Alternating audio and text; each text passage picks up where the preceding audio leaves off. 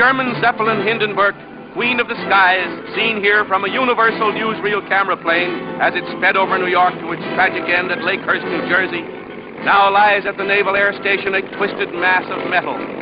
Shortly after these pictures were taken, showing the great Skyliner saluting the millions watching it from below on its first trip of the season, the huge craft exploded while docking and blazed to a fiery end, taking the lives of almost half its 99 passengers and crew.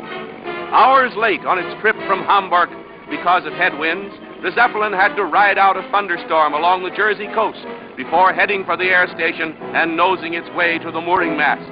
The wind is bad and the docking is a ticklish one, but it's all a thrill for the crowd of happy passengers eager to land after their transoceanic trip.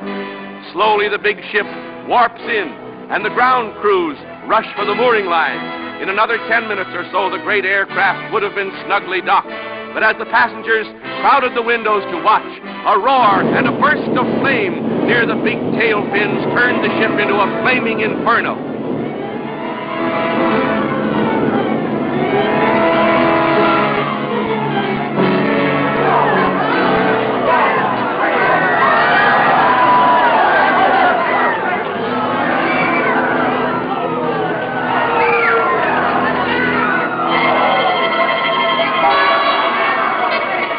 Passengers and crew, the fortunate among them, fell or jumped and were dragged to safety before the fiery furnace took their lives.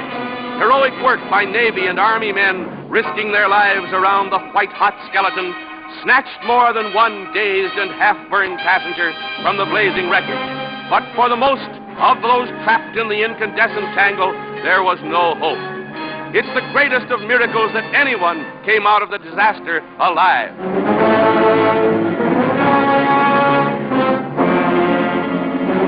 7 million cubic feet of inflammable hydrogen gas blazed up in less than a minute.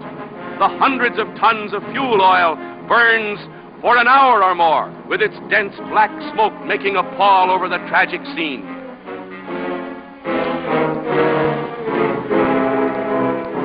In all the history of air disasters, this is the worst, the most terrible.